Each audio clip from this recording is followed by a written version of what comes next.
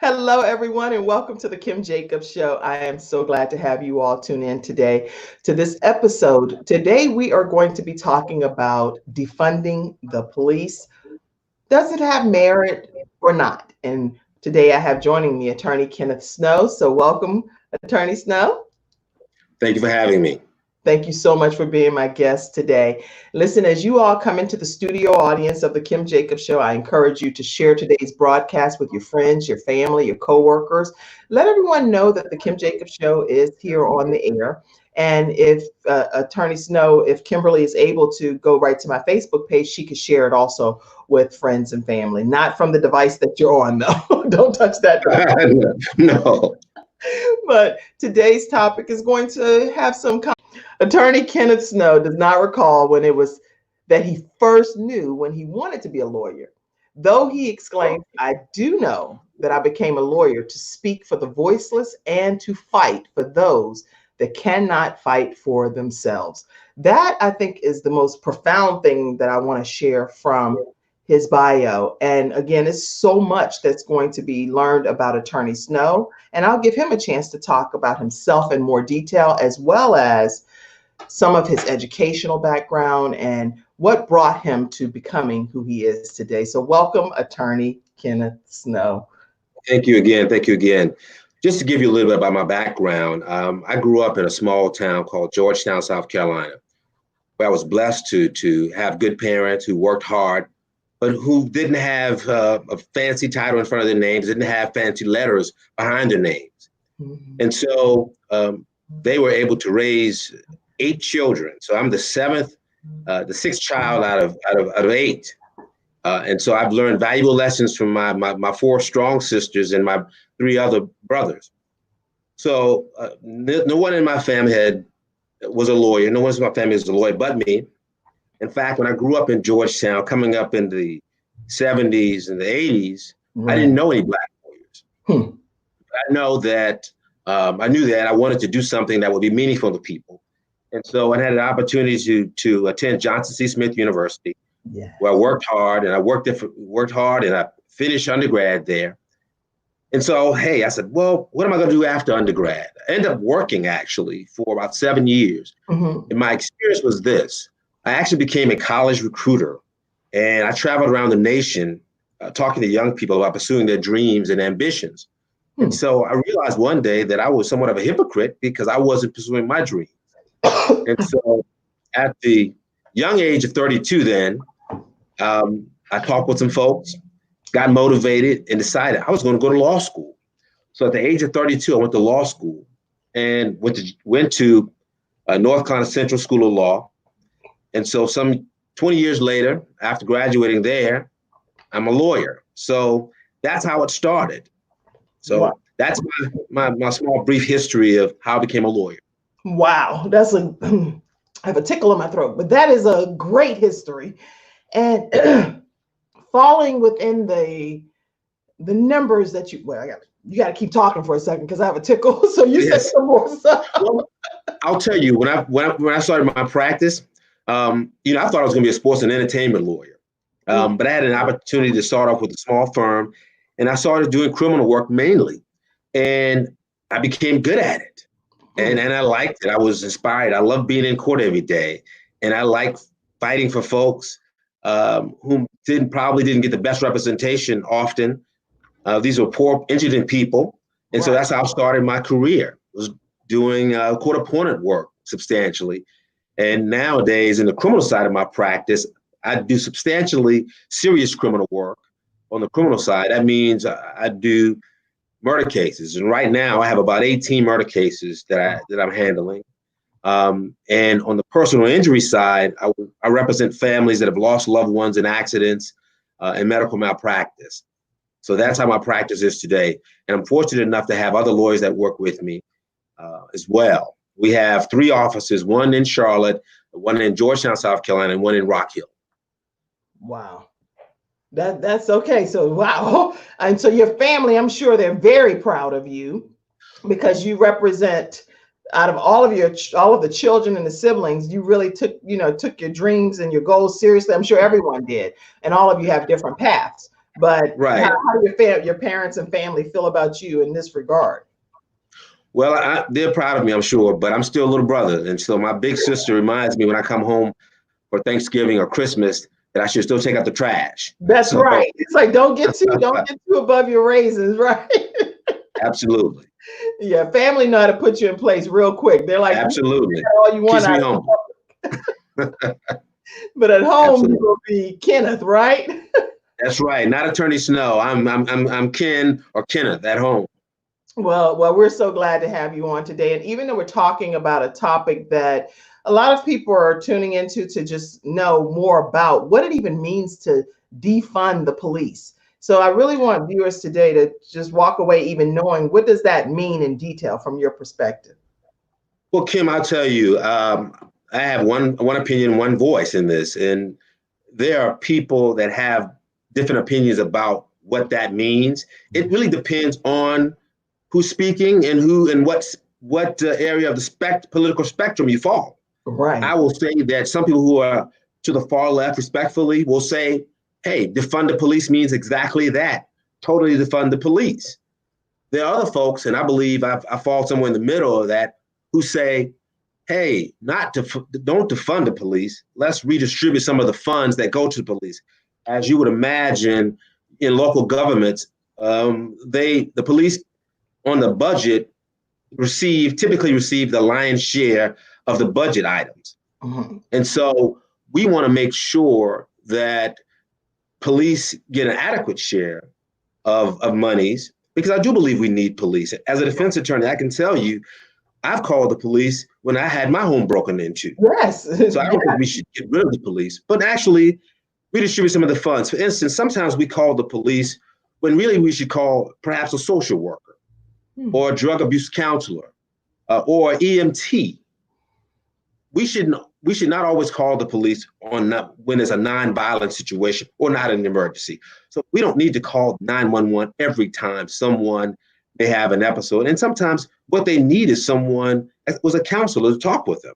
Right. That's a good point, because I actually was reading an article, and that's one of the statements that one of the police officers said, is that sometimes, we're being called too much for just, being asked too much of us as police officers. Right. So even out of And we understand. consideration for them, it's like, why do we have to call them for everything? Like you said, it may be that we need somebody to get mental health versus, Absolutely. so there's a lot of different schools of thoughts on that. And Kim, I often say, and often when I talk with various people, I remind them that even though I'm a defense attorney, I have loved ones that are police officers. In fact, I have two brother-in-laws and a nephew that are police officers. Okay. And these are good guys, and I know they do the right thing. And I've had candid conversations with them, and they indicate to me that they know that there are some bad apples on the police force, but they know that what they need to do is be even better so that we can see the good officers. And who care about the community. Now they don't work here, but they work in the DC area, but they're good officers. So we're not against, or I'm certainly not against police officers at all. But what we're against is police brutality. Right. So we need to figure out a way to make sure that we have good policing, not bad policing. Because you can imagine that we would be in a world without police officers or even without prosecutors. Right. And I'm a defense attorney, and I do most of my work in Mecklenburg County, and I've had good experiences with prosecutors. We fight, and I fight for my clients, and I've been fortunate enough to win many of my cases. But I am thankful for the respectful relationships that I have with many of the prosecutors. That's right. And most of the prosecutors, and again, not all, but most of the prosecutors I've dealt with in North Carolina and South Carolina are good people, and they're doing their jobs fairly. That's interesting that you say that. You actually say that you have a voice for the voiceless. And I wanted to make sure that people understand why you are so passionate about those that don't have a voice from your perspective. Well, growing up in a small town where I didn't know any Black lawyers, and certainly we were overlooked many times, and certainly like any Black man or Black boy growing up in America, I've experienced racism. And oftentimes I didn't know who would speak for me, and I didn't know how to speak for myself. Right. So now that I was blessed to have an education and I've learned some things about the law, I feel that it's my duty. And it goes back to the talented 10th. Du Bois says, hey, we should represent the other folks that can't represent themselves. So I'm blessed to have this education. I'm blessed to be able to speak for myself and others. That's interesting. So that's why you're passionate about the defunding topic, because you feel it represents voiceless or something, or what? I think it represents the voices, but I think people, just the ones that are speaking of it, and I hope, and I understand my brothers who and sisters that are at the far end of the spectrum who want to totally defund the police. But I would reach out to them and say, look, let's find a middle ground. There's one thing I learned. I worked at the General Assembly as an intern when I was in law school. Mm-hmm. And I would listen. And although I was working for a Democratic senator in North Carolina at the time, I would also listen to what the Republican says. Because I know that, guess what? Most times, the answer is in the middle somewhere. That's right. It's neither to the far left or to the far right. Mm-hmm. So we need to learn to listen to each other. This is about compromise, because I assure you that we don't want to be in the world without policing at all. Oh, no.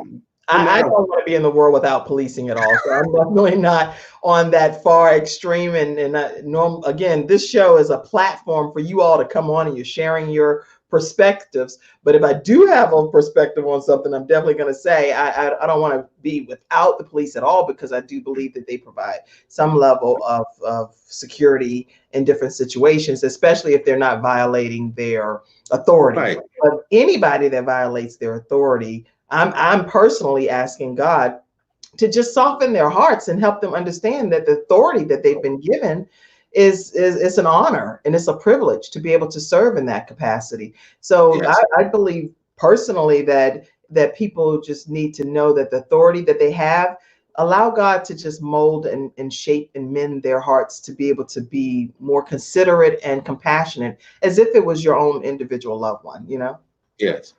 And I would be remiss if I didn't say that I understand the frustration, particularly in our community with policing. I get that. We have certainly been ignored for a long time about what happens to people who are stopped by the police. And can you imagine what we don't see on camera now? And so my heart goes out to the Floyd family, especially right now.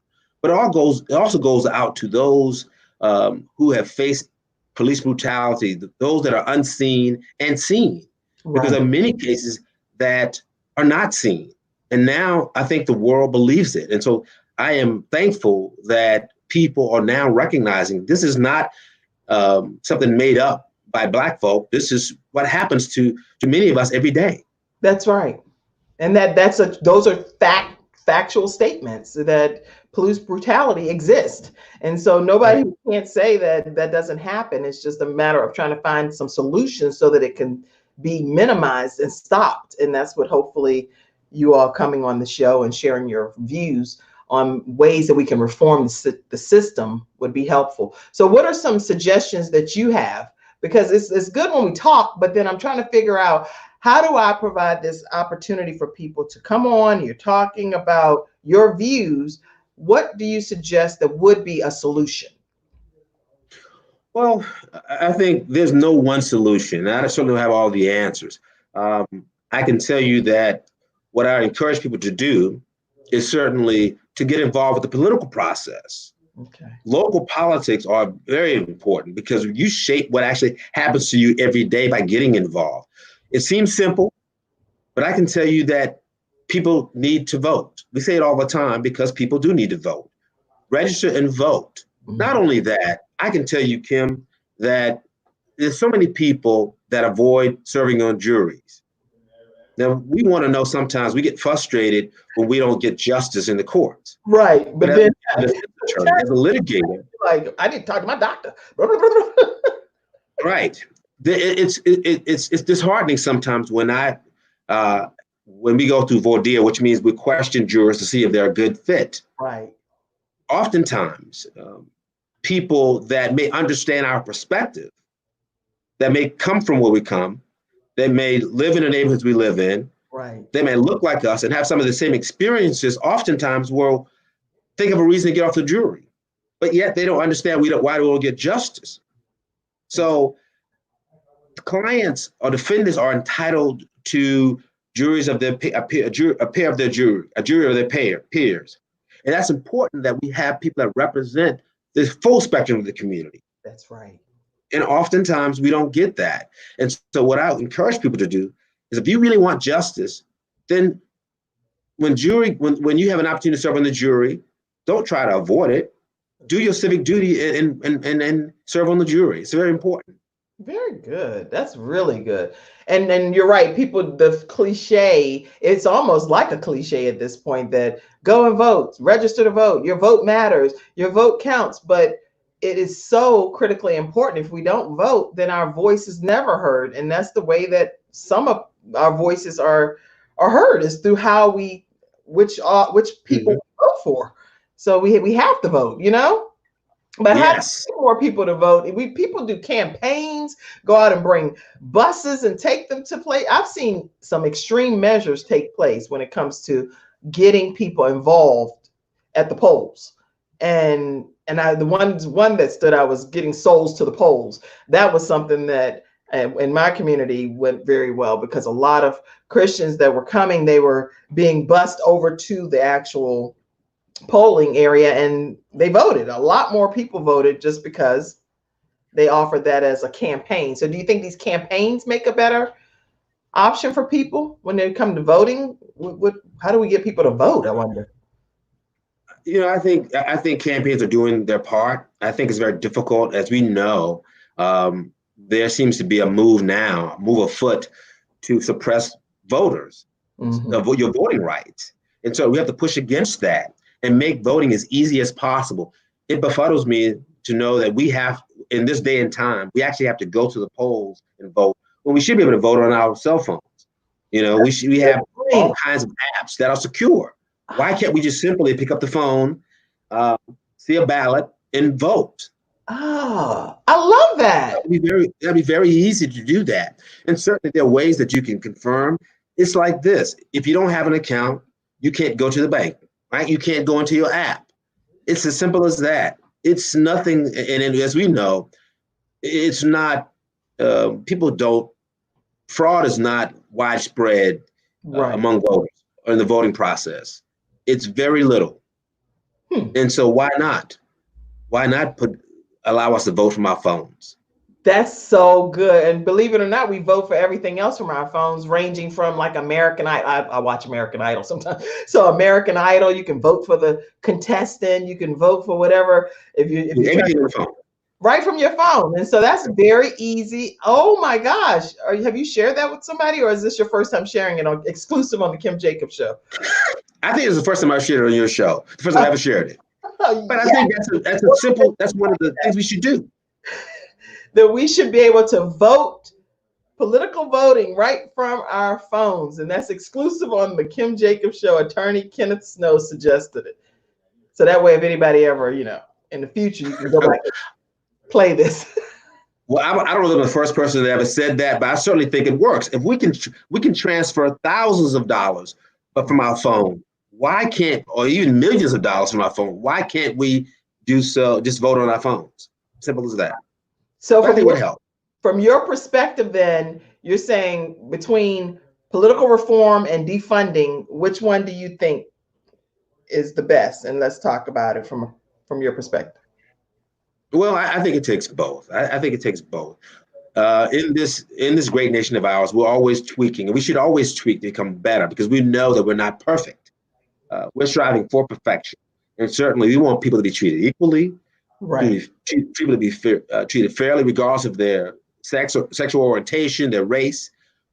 And so we are aiming towards that. And so with the political process right now, we're always trying to make sure that people are allowed to vote, and it's done right. But every time there's a move, we think that we are aiming towards perfection. There seems to be a group of people who think that they want to guard their rights.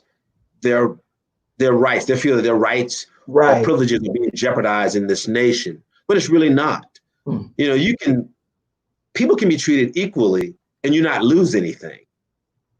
Just because I want my rights doesn't mean you have to give up yours. That's right. That's good. Everything you're saying is just so helpful and insightful. And I mean, you need to be on a lot more boards, that's for sure. Because I don't know what boards you're a part of, but if you were on them, I would be listening. This is great information. Well, So, well, well, thank you. yeah. But certainly, I welcome any questions that your guests may have, and I'll certainly try to answer them. Yes, so we do have our flash round. So everyone, you know the routine. Go to the microphone, the virtual mic, and it gives you a chance to type your question in, and Attorney Snow will answer it. And if you want it to be brought into the show backstage, the link is being provided here for you, and we'll be able to pull you in directly to be able to have a face-to-face interaction. Keep it positive and clean, because I will boot you right out real quick for sure. Okay, so let me make Well, sure. I'm pretty tough, so I can handle it. Okay, that's good. Good. So let's do a flash round here, and we may do multiple flash rounds. Good evening from Nepal. That's Suraj Thapa. Cassandra said everything is good. Okay. And some things are being typed from Morgan. Vanessa says, I am praying that we stop blanket people groups or professions for the acts of the individuals that belong to those entities. I am praying that we stop blanket. I'm not sure. You might know what this means. Well, I would imagine she's saying that we don't want to broad brush police officers Okay. or any individual for acts, and I would agree with that. Mhm. I would agree with that in this sense. We should never broad brush the police officers. Right. But we have to recognize that there is a problem within the police force, law enforcement, and we need to correct that. And certainly, I will tell you, good police officers want us to correct and root out those bad officers. And so, if police can't police themselves, then we must take an extra step to police them, to make sure we do so by rooting out the bad officers. In most professions, we're able to do so. Mhm. And I know that police unions sometimes think that it's harmful to them when we aggressively seek police reform. But that's better for us all. If we can trust police officers, then we respect police officers even more. And I Mhm. would believe that police officers want to be respected, and they do deserve to be respected, but they have to give respect. So you can't expect people to not give you pushback when we see it over and over again, what people go through. We see it on videos all the time where people are harassed, where they're police officers are brutalizing individuals, Mhm. putting them in chokeholds, breaking arms. We see that all the time now. But again, it goes back to the question: what is it that we don't see on TV, that we Right. don't see on video that happens? So it happens more than we think. Hmm. So we have to get rid of, we have to reform police departments and root out the bad police officers and change policies that are against, not are against our interests. For instance, I believe that strongly that we should make it a federal law against a chokehold. I know that some police officers, some police departments, they have policies that are against chokehold, but we need to make that a crime. Right. Make it a crime to put someone in a chokehold, especially when when the police officer's life is not in danger. That's good. Good information. We are blessed to have you, Vanessa said, listening and learning. This is a reality, but it's a sad reality. Some of the things that you shared. A lot of people feel their votes don't count, so they just don't vote, is what. Well, hopefully we learned in the last election that votes do count, because certainly, especially in local politics, a few votes can make a big difference.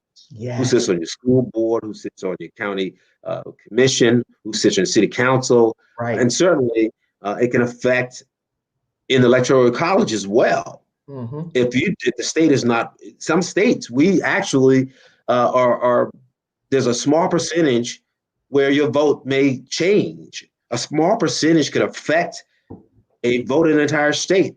That's right. It can affect the electoral college and therefore affect the presidential election. Mm. That's really, really good. So let's see. I hope I'm not skipping anybody. Yes, broad brush. That's you addressed her issue. Sean Hall said, good police officers should root out each other.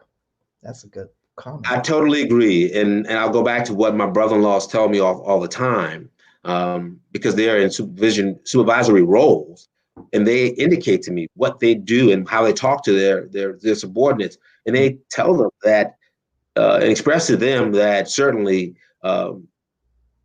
improper behavior will not be tolerated in their units, and so it starts with the police officers to root out the bad police officers. If they want to be respected, then you have to be. That's really good. And Vanessa responded to Sean Hall's comment. Yes, root them out. Why is it on the lay people to do what they don't want to do? So why is it on the lay people to do what the police officers don't want to do is what this question is. Give me an example. She may be speaking of, I'm not sure I understand the question. Okay, so Sean, just put more of an example and we'll go back to your question. We have to have reform. So this is Morgan. She's typing my comments that you've actually shared on today's broadcast. So any of the comments that you see beside the balance doctor, those are comments that's made today by my guest, attorney Kenneth Snow. Cassandra asks, why is it that some officers use their body cams and others do not? Is it optional? What is the reprimand for non-compliance? Well, it varies. I can certainly tell you that in Mecklenburg County, body cams are used and required by officers. Certainly, there are exceptions to when a body cam should be on, but body cams are important, and certainly other jurisdictions have different rules. But the body cam not only helps the public to see what happens, but it also helps to protect officers when they are wrongly accused of improper behavior. So most police officers, I believe, want to have body cams. And I know that for a while, when we first started using body cams in Mecklenburg County, it wasn't a popular thing. But more and more officers are on board with body cams. Right. That's good. Really good. But it's not required in some areas, so then they just don't have them on. And even some people have them on their bodies, but they don't have them activated. So, well, in most cases in Mecklenburg County, police officers, when they encounter individuals, are required to have their body cams on. There are a few exceptions, but in most cases, they are required to have their body cams on. Yeah, I'm not talking about Mecklenburg County, even though that's where we are. I'm talking about nationwide. People nationwide, no. Certainly, it varies from state to state, and certainly from area to area. Right. Very, very interesting. Okay. What are your thoughts about requiring police to acquire professional liability insurance as a condition of their employment? Sean Hall asked. Well, I think we're talking about, she's talking about immunity. There are many that want to rid police officers of the immunity that they have regarding when they're involved with improper conduct. That is a civil, typically in civil cases, police officers are shielded from civil liability in many cases when they are when they're in the scope of their employment. So I would agree. Actually, I think that's a good idea that police officers should be required to have professional liability insurance, right? Because in many cases, they are liable, especially when they go outside of the scope. And I would deem anything that's excessive, anything that's unnecessary is out of the scope of a police officer's duty, and therefore they should be treated like anyone else. If you hurt someone outside of your scope of employment as a police officer, clearly you should be held liable for that. And that's my opinion. And I think that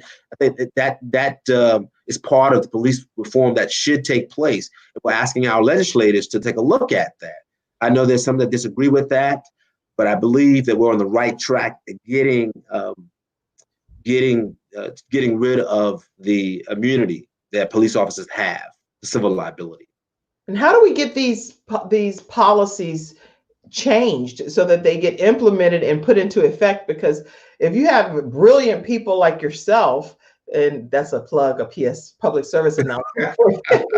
If you have like these masterminds literally coming together and talking through, I can't imagine that we would not be able to have some significant positive change in our communities nationwide. If there are people in each community like yourself and like Sean Hall and different people that are having these conversations, how do the conversations go from just conversations to becoming law? Well, obviously, this, to get rid of the immunity for police officers, you have to have your legislators to do so. And so that's why you should reach out to your local legislator, certainly reach out to your state legislators and lobby them. Tell them how you feel, call their offices, tell them how you feel about that. And I think this is the time to do that now. I think we're at a place in our country where we understand that we cannot continue to do the things we do in this country as it relates to police officers. We need to bridge the gap. And if we truly want police officers to be respected, if we truly want to bridge the gap between the community and police officers, then we need to listen to those who are unheard. We need to listen to the people that are out there on the streets that are protesting, understand what their concerns are and address those concerns, because there are legitimate concerns. Very good. Very good information. And I hear people say that often too. Contact your local legislatures, all of these different things. I was in student government when I was younger, so I learned the different branches and the importance and so forth. But not everyone knows even where to begin so that their voices are heard. So maybe that's something too, that the resources need to just be readily available to people so they know who to call in their local areas. Or do they Google something specific to say, this is who you call? Well, obviously you go to your local board of elections and find out who is up for election.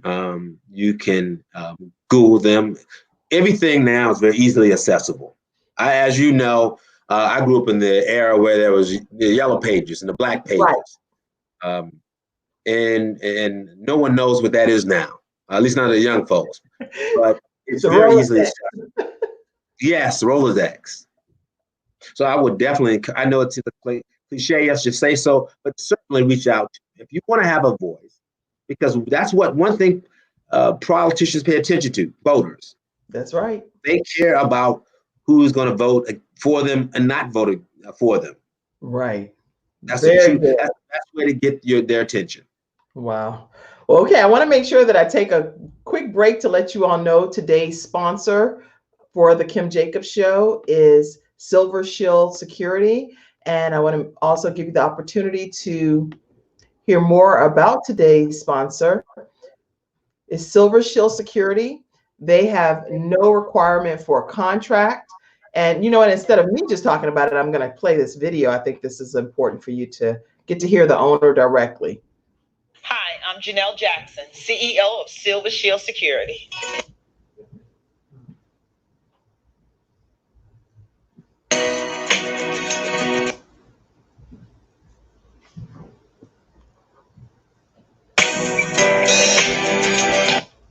I don't know, something's glitching on it. Let's see.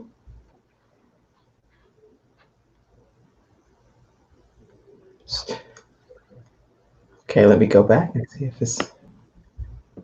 Hi, I'm Janelle Jackson, CEO of Silver Shield Security.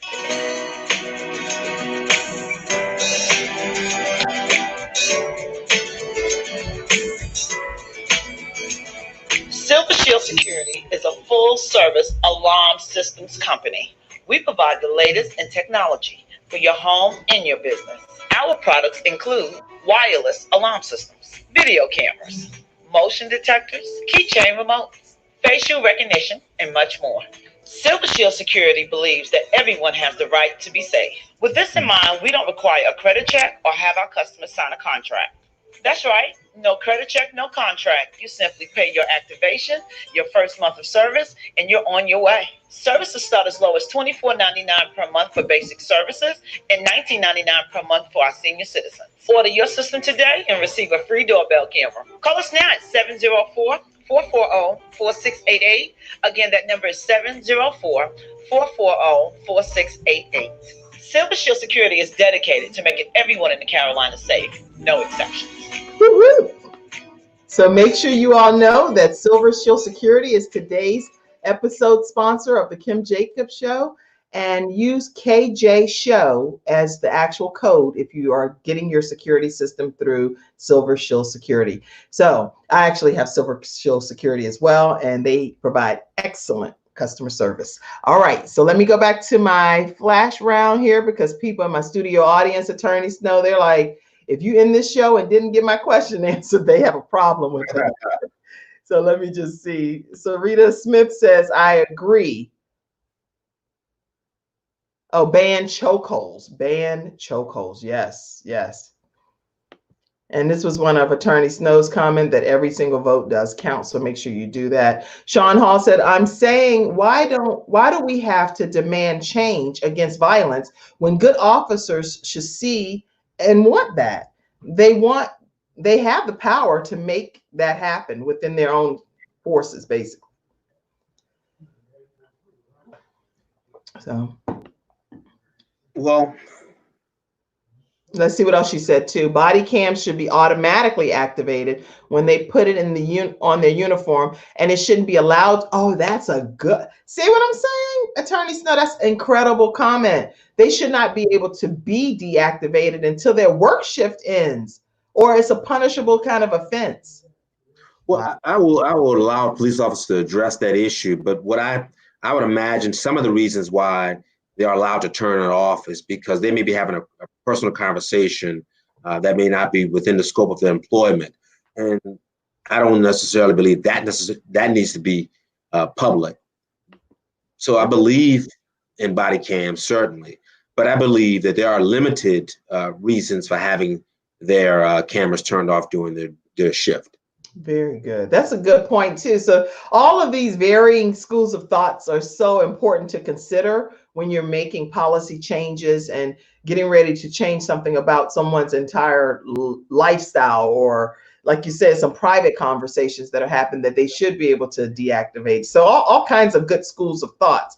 But at the end of the day, a solution needs to come forward so that people aren't getting killed, right, murdered. I don't know, right? Right. Your guests have a lot of good questions, so keep them coming. Okay, let's see. Vanessa says, I think we need to just keep talking. Good comment. Why can't police handbooks and policies be released to the public for comment and input, since these are rules and laws that we are also held to? That's good. Well, I think that you can obtain information from police policies. I think their policies are not they're public. You can get that.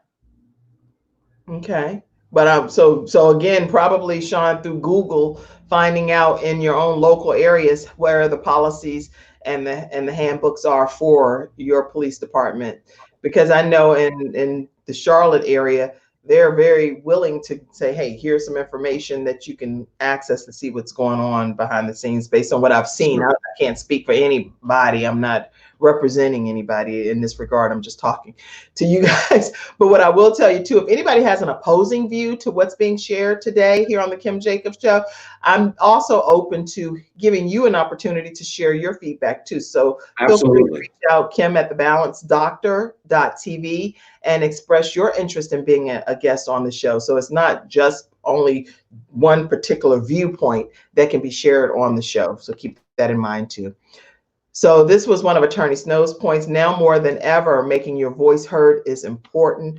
And I also let you all know that today's episode of the Kim Jacobs Show is sponsored by Silver Shield Security. No contract is needed, no credit check. You can call 704-440-4688. And please use the code KJ Show when you're booking for your security system. If you haven't subscribed to the Kim Jacobs Show, take a moment after today's episode and subscribe by just going to the YouTube channel, and make sure that you click on the notifications and smash that subscribe button, and my kids say use the word smash. I didn't use the word. So please go ahead, smash that notification bell and and subscribe to the Kim Jacobs Show. That way you get alerted when the show goes live. Okay. Let's see. Oh, so someone's tagging someone. Thank you so much, Mary, for tagging someone. No, not even then should it be turned off, because that's how we found out how those officers in Wilmington felt about Black people. Oh, what? That's a good point too. Oh my That's a gosh. good point. That's a good point. You know, I think that certainly that's up for discussion about when it should be turned off and turned on. I mean, there are various points of views that should be listened to. Interesting. Okay, I mean, we could go on for this a long time, Right. but let me ask you, how will our communities stay safe from your perspective, Attorney Snow, if the police department gets defunded? So I want to kind of get your take on that too. Well, I think that's something that, again, I think we should have police officers. It shouldn't be totally defunded. Right. I think that we should certainly maybe redistribute our funds differently. I think we should put more money into youth programs. I can tell you that when I first started practicing law, I worked in juvenile court. So I represented young people. And if you can reach young people at an early age, I think that will prevent them, many people going into the system. And so I made it a practice when I started practicing law 20 years ago, was to always talk to my clients, give them 5-10 minutes, not only as their lawyer, but also just as a person, as a human being. And it is so gratifying nowadays when I run into people who obviously don't recognize them because they're now grown men and grown women, and they come up to me and say, thank you. And they remember the conversation. And so we should do all we can, even if it takes a minute or two, just to try to make an impact on some young person. That's what we need to do. And so I believe it starts with the youth. Mm-hmm. Put some of that money that we put into policing into youth programs. That's good. Boys and girls clubs, Boy Scouts, Girl Scouts, certainly at the local churches. There are many churches that have organizations that we can put money into that would benefit the young people in the community. Wow, that's really good. And if we can get that to happen, a lot of positive things will happen, because you can work with people and help them develop and have the right mindset, so that when they get in an opportunity to be over someone in leadership, they don't abuse that power. So that's really good. Some more comments are coming in. There should be a deployment or of different service professionals for different calls. Call the social worker team for the drug addicts, mental health breakdowns, not the police. They don't have that training. Oh yeah, that's a good point that you're making too, Sean, because I was reading that actually when they're getting called sometimes for these mental health situations. Some of the police officers are actually having mental health breakdowns from having to deal with some of the things that happen as a result of them being called to those situations. In some of the articles I've read. I would absolutely agree with that. And I think that's what I said in the beginning, is certainly we should deploy the right person for that particular task. Right. We shouldn't call the police for everything. And I do believe sometimes that the police are overburdened with things that should be left to someone else that are better suited. Right. So I agree with you on that one. Cassandra says, thank you, Attorney Snow, for shedding light on this very important issues. Your views are appreciated. Thank you. Thank you. And this was one of your comments. Our funds should be redistributed to benefit the youth. So that's why Morgan is typing that for me. Thank you so much, Morgan, as well. She's been my intern working with me from NC State and doing a fantastic job. I appreciate your service.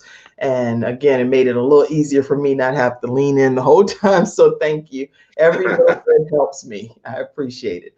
And Attorney Snow, is there any final closing comments? Or, you know what, I'm going to give you the final word to say on today's episode.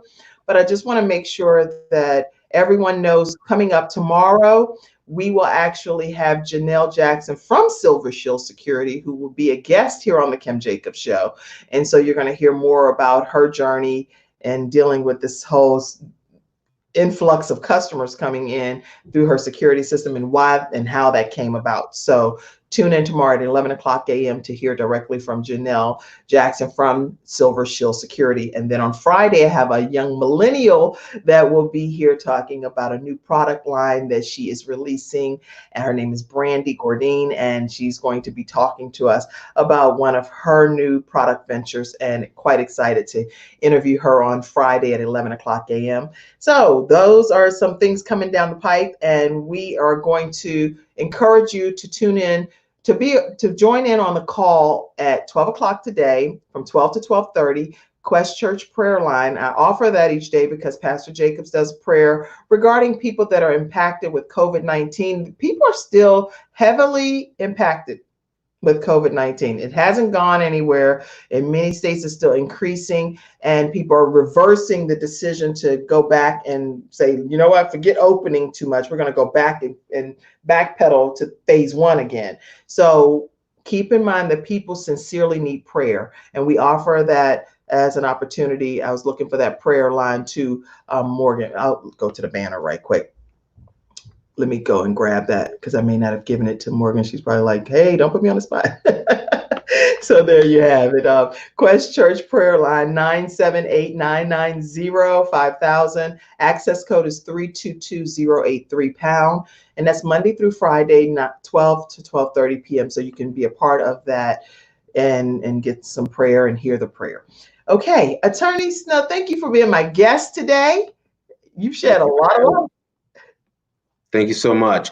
I want to thank those my clients who supported me over the years, and those who were listening today and had questions. And certainly feel free to call my office if you have any question that we might be able to answer. We're still doing virtual consultations free, and certainly you can reach out to my office at 704-358-0026, or you can hit us on the web at www.snowlegal, www.snowlegal.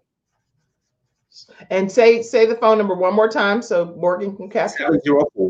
704-358-0026. Okay, so welcome your comments or questions. Feel free to call my office.